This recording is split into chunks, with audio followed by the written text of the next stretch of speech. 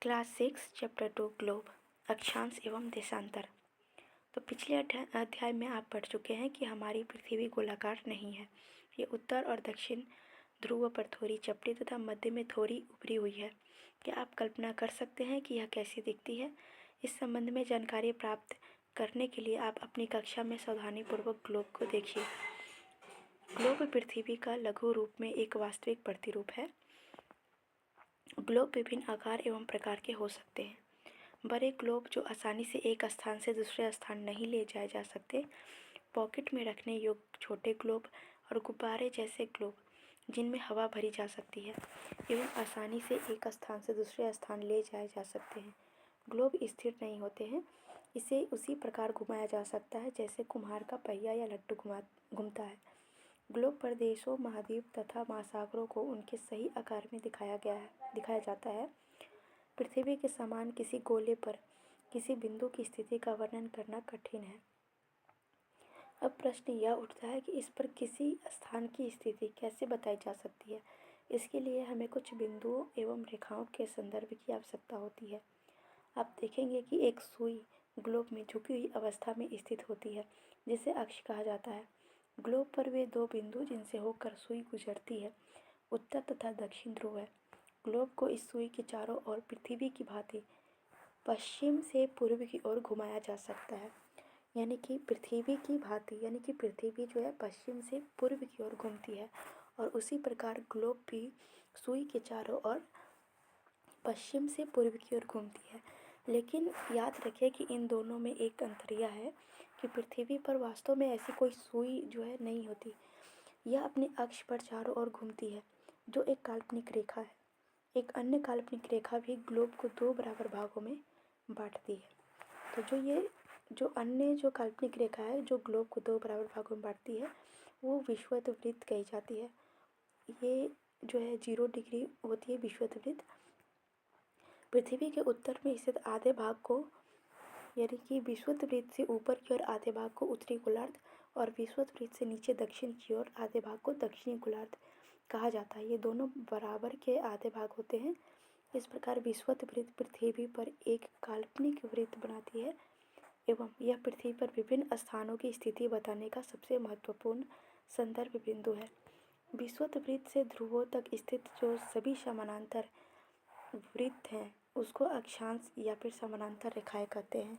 जैसे यहाँ पे ये जो विषुवत वृत्त आपको दिख रहा है, तो इसके उत्तर में 20 डिग्री उत्तर, 40 डिग्री उत्तर, 60 डिग्री उत्तर, ये सारे विषुवत वृत्त के समानांतर में जो रेखाएं हैं ये अक्षांश कहे जाते हैं। उसी प्रकार से विषुवत वृत्त के दक्षिण की ओर जो भी समानांतर रेखाएं हैं वो भी अक्षांश कहे जाते हैं। विषुवत वृत्त जो है वो शून्य अंश अक्षांश को दर्शाती है और चूँकि विषुवत वृत्त से दोनों तरफ ध्रुवों के बीच की दूरी पृथ्वी के चारों ओर के वृत्त का 1/4 है, अतः इसका माप होगा 360 अंश का 1/4 यानी कि 90 डिग्री।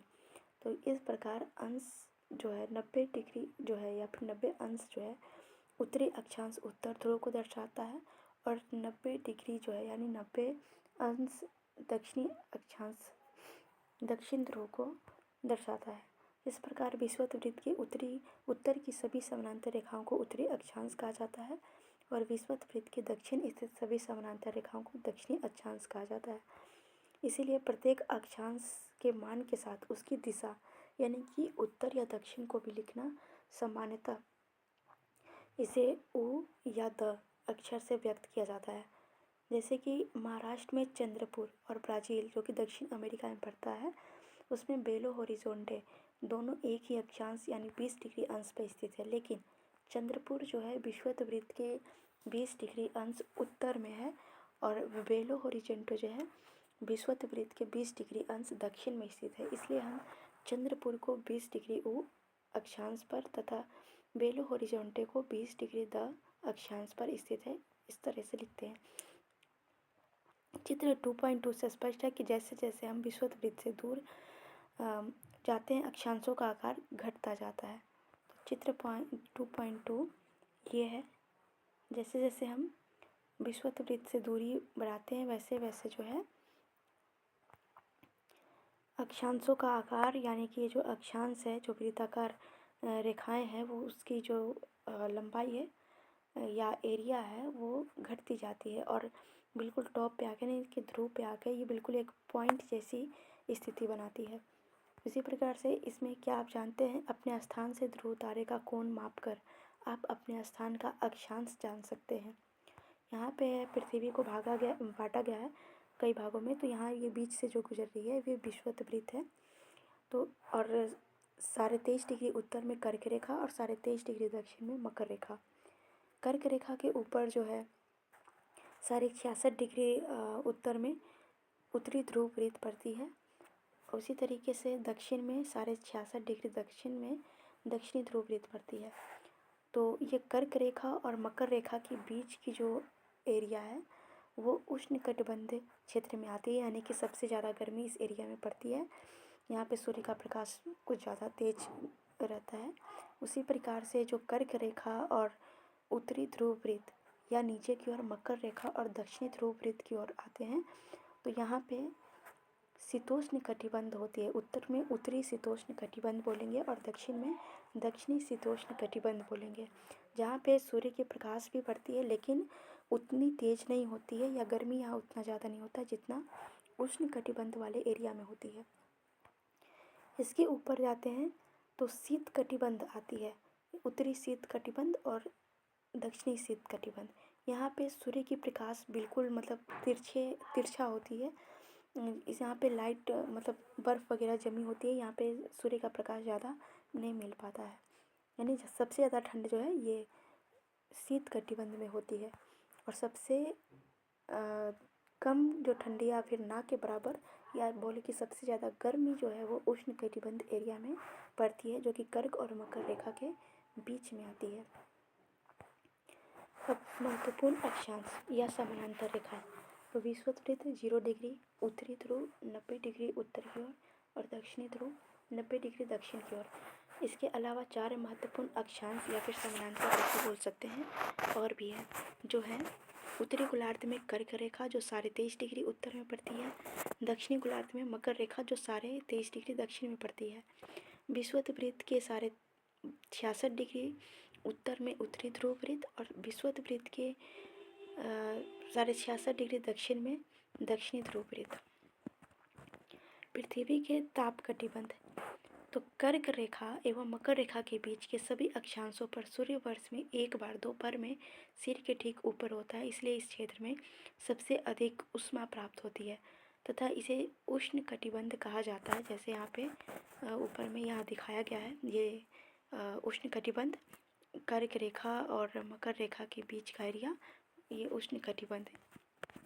इसके अलावा कर्क रेखा तथा मकर रेखा के बाद किसी भी अक्षांश पर दोपहर का सूर्य कभी भी सिर के ऊपर नहीं होता।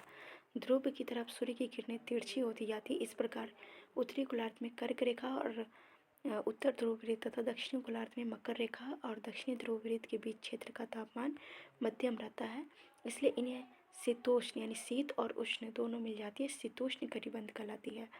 उसी प्रकार से उत्तरी गोलार्ध में उत्तर ध्रुव वृत्त और उत्तरी ध्रुव तथा दक्षिणी गोलार्ध में दक्षिण ध्रुव वृत्त एवं दक्षिण ध्रुव के बीच के क्षेत्र में ठंड बहुत होती है, क्योंकि यहाँ सूर्य क्षितिज से ज़्यादा ऊपर नहीं आ पाता, इसलिए ये शीत कटिबंध कहलाती है।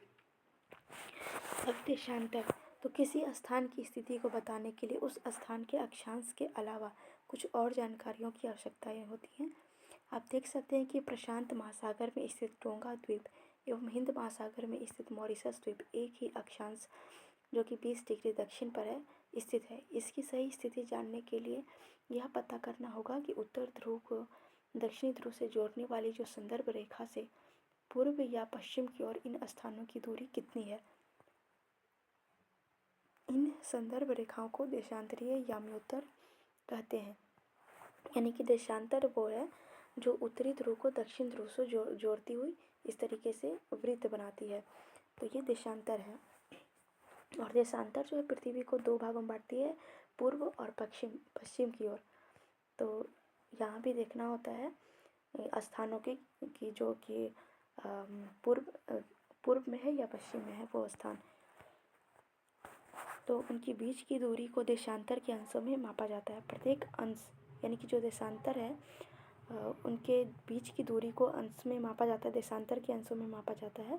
और वो प्रत्येक जो अंश होती है उसको मिनट में और फिर मिनट को सेकंड में विभाजित किया जाता है। ये अर्धवृत्त हैं, यानी कि जो अक्षांश था वो एक पूर्ण वृत्त बनाता था, वहीं देशांतर जो है वो अर्धवृत्त बनाते हैं। उनके बीच की दूरी ध्रुवों की तरफ बढ़ने पर घटती जाती है, यानी कि यहाँ से जैसे जैसे हम ध्रुव की ओर जाएंगे सब एक दूसरे में मिलते हुए दिखते हैं। विषुवत पे इनके बीच की दूरी ज़्यादा होती है, जैसे जैसे ऊपर की ओर जाएंगे इनके आपस की दूरी जो है वो कम होती जाती है और ध्रुव पे बिल्कुल एक जगह आके सारे के सारे मिल जाते हैं। ठीक है, एवं ध्रुव पर शून्य हो जाती है जहाँ सभी देशांतरीय याम्योत्तर आपस में मिलती है। अक्षांश यानी कि जो समानांतर रेखाएं थी उससे भिन्न देशांतरीय याम्योत्तर की लंबाई समान होती है, यानी कि अक्षांश जो है जैसे जैसे यहाँ पे देख सकते हैं ये जो गोल बना हुआ है ये अक्षांश है। तो जैसे जैसे ध्रुव की तरफ जाते हैं वो छोटी होती जाती है और ध्रुव पे बिल्कुल एक पॉइंट बच जाती है, लेकिन जो देशांतर है उनका लंबाई जो है नहीं, उनकी लंबाई नहीं घटती। उनकी दूरी आपस की दूरी भले ही घटती है लेकिन उसकी जो लंबाई होती है वो हर जगह मतलब सभी देशांतरों की लंबाई एक ही जैसा होता है।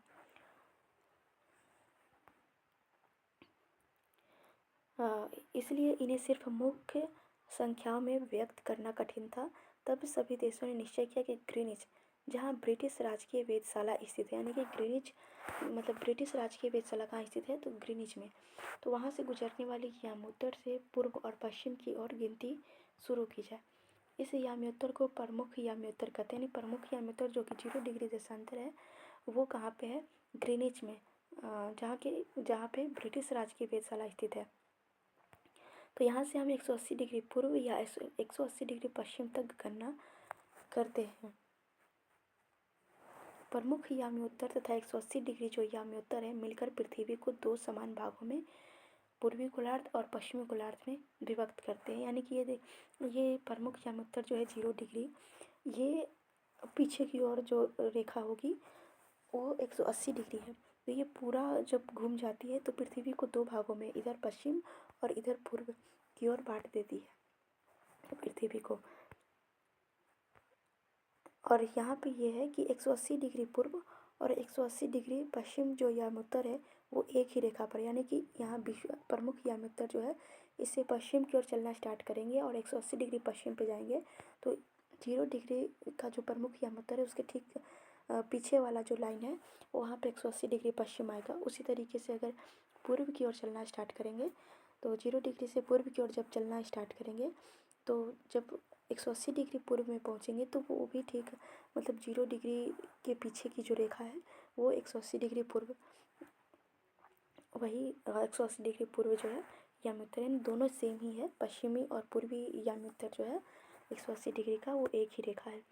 अब ग्लोब पर अक्षांश यानी कि समानांतर रेखाओं एवं देशांतरीय याम्योत्तर के द्वारा बनी ग्रिड को देखो, यानी कि ये जो अक्षांश और देशांतर है जब इसको खींचा जाता है तो एक जाली जैसी बन जाती है। तो अगर आपको किसी स्थान के अक्षांश एवं देशांतर की सही जानकारी हो तो ग्लोब पर आप उस स्थान का पता आसानी से लगा सकते हैं।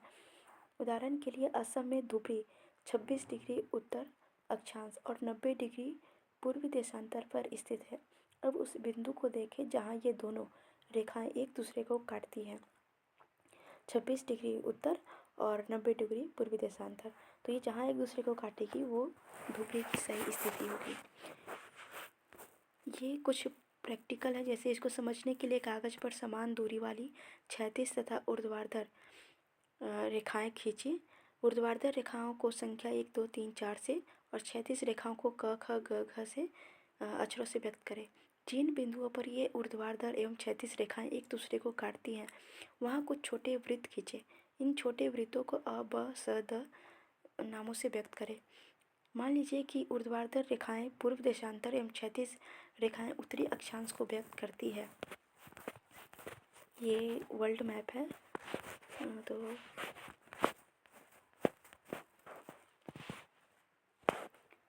ऊर्ध्वाधर रेखाएं पूर्व देशांतर एवं क्षैतिज रेखाओं रेखाएं उत्तरी अक्षांशों को व्यक्त करती है। ठीक है, अब आप देखेंगे कि वृत्त अ 6 डिग्री उत्तरी अक्षांश तथा 1 डिग्री पूर्वी देशांतर पर स्थित है। अन्य वृत्तों की स्थिति ज्ञात कीजिए। देशांतर और समय, तो समय को मापने का सबसे अच्छा साधन पृथ्वी, चंद्रमा और ग्रहों की गति है। सूर्योदय एवं सूर्यास्त प्रतिदिन होता है, अतः स्वाभाविक ही है कि यह पूरे विश्व में समय निर्धारण का सबसे अच्छा साधन है। स्थानीय समय का अनुमान सूर्य के द्वारा बनने वाली परछाई से लगाया जा सकता है, जो दोपहर में सबसे छोटी एवं सूर्योदय तथा सूर्यास्त के समय सबसे लंबी होती है। ग्रीनिच पर स्थित प्रमुख याम्योत्तर पर सूर्य जिस समय आकाश के सबसे ऊंचे बिंदु पर होगा, यानी ग्रीनिच पर स्थित जो प्रमुख याम्योत्तर है उस पर सूर्य जो है जिस समय आकाश के सबसे ऊंचे बिंदु पर होगा, उस समय याम्योत्तर पर स्थित सभी स्थानों पर दोपहर होगी। यानी कि उस याम्योत्तर यानी कि 0 डिग्री याम्योत्तर पर जो भी स्थान है वहाँ पे दोपहर होगी। जो कि पृथ्वी जो है पश्चिम से पूर्व की ओर चक्कर लगाती है, पश्चिम से पूर्व की ओर, तो वे स्थान जो ग्रीनिच के पूर्व में होगी, बीच में ग्रीनिच रेखा होगी और जो स्थान ग्रीनिच के पूर्व में होगी उसका समय जो है ग्रीनिच समय से आगे होगी। क्यों? क्योंकि पृथ्वी पश्चिम से पूर्व की ओर चक्कर लगा रही है। पूर्व जो है पश्चिम से पूर्व की ओर, तो पूर्व का समय आगे ही होगा, तो ग्रीनिच के पूर्व में उसका समय ग्रीनिच समय से आगे होगा और जो पश्चिम में है उसका समय पीछे होगा, क्योंकि पश्चिम वाला भाग जो है वो बाद में आएगा। पहले पूर्व का एरिया घूमेगा, फिर पश्चिम पीछे से आएगा। समय के अंतर की दर की गणना निम्नलिखित विधि से की जा सकती है। पृथ्वी लगभग 24 घंटे में अपने अक्ष पर पूरा 360 डिग्री घूम जाती है, यानी कि वो 1 घंटे में 15 डिग्री, यानी 360 डिग्री घूमने में वो 24 घंटे का समय लेता है। तो 15 डिग्री घूमने में वो 1 घंटे का समय लेगा, या फिर बोल सकते हैं कि 1 घंटे में वो 15 डिग्री घूमेगी और फिर उसी तरीके से 4 मिनट में वो 1 डिग्री घूमती है। इस प्रकार जब ग्रीनिच में दोपहर के 12 बजते हैं तब ग्रीनिच से अगर 15 डिग्री पूर्व में समय कोई होगा पूर्व में, तो वहाँ पे 15 डिग्री पूर्व में यानी कि 1 घंटे का जो है अंतर उसमें दिखेगा, 1 घंटा आगे होगा अगर पूर्व की ओर है तो। और वही स्थान 15 डिग्री पश्चिम में अगर जाएँ, उसी डिग्री को लेकर अगर पश्चिम में जाए 15 डिग्री पश्चिम में, तो वो 15 डिग्री यानी कि 1 घंटा वो पीछे हो जाएगी। तो पश्चिमी जगह जो है वो 1 घंटा पीछे हो जाएगी डिग्री के अनुसार अगर देखें तो।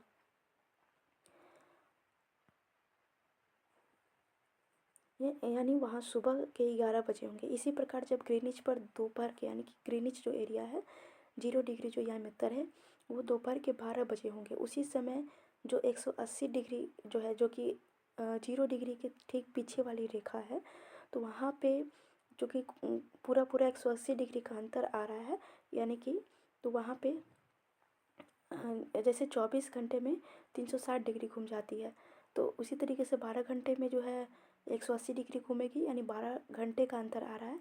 तो वहीं उसी तरीके से देखें तो जब ग्रीनिच पर दोपहर के 12 बजेगी, तो अगर पीछे की ओर जाएंगे 180 डिग्री याम्योत्तर पे जो 0 डिग्री के ठीक पीछे है, तो यहाँ पे 12 घंटे का अंतर देखने को मिलेगा।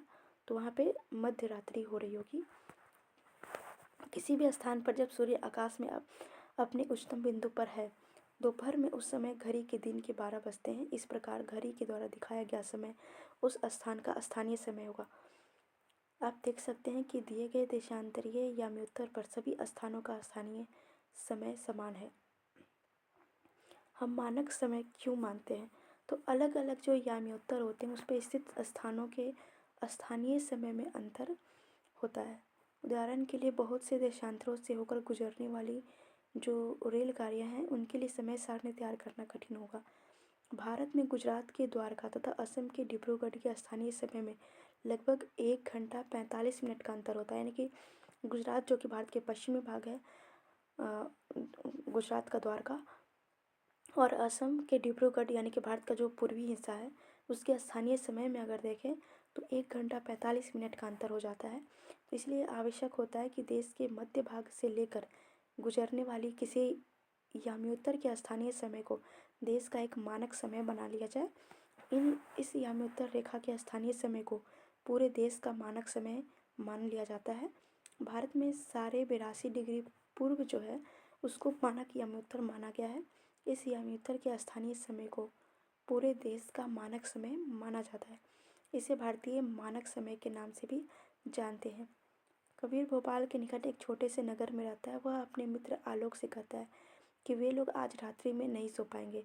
भारत और इंग्लैंड के बीच एक क्रिकेट मैच लंदन में 2 बजे अपराह्न में शुरू होगा। अर्थात भारत के समय अनुसार मैच जो है वो शाम के 7:30 बजे शुरू होंगे। क्यों? क्योंकि जो भारत का समय है वो 5.5 घंटा आगे है। तो इसीलिए लंदन में जब 2 बज रहे होंगे तो 5.5 घंटा इसमें जोड़ लिया जाए तो 7:30 शाम के 7:30 बजेंगे। तो ये मैच जो है 7:30 से शुरू होकर देर रात्रि में समाप्त होगा। तो क्या आप जानते हैं कि भारत और इंग्लैंड के बीच समय में क्या अंतर है? तो भारत ग्रीनिच के पूर्व 82 डिग्री पूर्व में स्थित है। यानी कि जो ग्रीनिच है 0 डिग्री वाला जो यामी-उत्तर है उससे भारत जो है 82 डिग्री पूर्व में स्थित है तथा यहाँ का समय जो है ग्रीनिच समय से 5.5 घंटा यानी कि 5 घंटा 30 मिनट आगे है। इसलिए जब लंदन में दोपहर के 2 बजे होंगे तब भारत में शाम के 7:30 बजे होंगे। कुछ देशों का देशांतरीय विस्तार अधिक होता है जिसके कारण वहाँ एक से अधिक मानक समय अपनाए गए हैं। उदाहरण के लिए रूस में 11 मानक समयों को अपनाया गया है। पृथ्वी को एक एक घंटे वाले 24 समय क्षेत्रों में बांटा गया है। इस प्रकार प्रत्येक समय क्षेत्र 15 डिग्री देशांतर तक के क्षेत्र को घेरता है। अब अभ्यास है तो निम्नलिखित प्रश्नों के उत्तर संक्षेप में दीजिए। पृथ्वी का सही आकार क्या है? ग्लोब क्या है? कर्क रेखा का अक्षांशीय मान क्या है? पृथ्वी के 3 ताप कटिबंध कौन से हैं? अक्षांश एवं देशांतर रेखाएं क्या हैं? ऊष्मा की सबसे अधिक मात्रा उष्ण कटिबंध क्यों प्राप्त करते हैं? जब भारत में शाम के 5:30 बजते हैं तब लंदन में दोपहर के 12 क्यों बजते हैं? यहाँ पे प्रमुख यामी-उत्तर का मान क्या है? तो 0 डिग्री। शीत कटिबंध किसके नज़दीक पाया जाता है? तो देखो विषुवत तो वो तो उष्ण एरिया है। शीत जो है वो ध्रुवों के पास पाए जाते हैं। तो ध्रुव देशांतरों की कुल संख्या कितनी है? 180। दक्षिणी ध्रुव वृत्त स्थित है दक्षिणी गोलार्ध में। ग्रिड किसका जाल है? तो अक्षांश और देशांतरीय यामी-उत्तर का। खाली स्थान तो मकर रेखा कहाँ पे स्थित है? तो 23.5 डिग्री उत्तर में या दक्षिण में। तो मकर रेखा जो है 23.5 डिग्री दक्षिण में स्थित है। भारत का मानक यामी-उत्तर क्या है? 82 डिग्री पूर्व। 0 डिग्री यामी-उत्तर को प्रमुख यामी-उत्तर के नाम से जाना जाता है। देशांतरों के बीच की दूरी जो है ध्रुवों की तरफ जो है घटती जाती है। उत्तर ध्रुव वृत्त उत्तरी गोलार्ध में स्थित है। फिर यहाँ पे ये तो प्रैक्टिकल की चीज़ है। ये ख़त्म हो गई चैप्टर 2।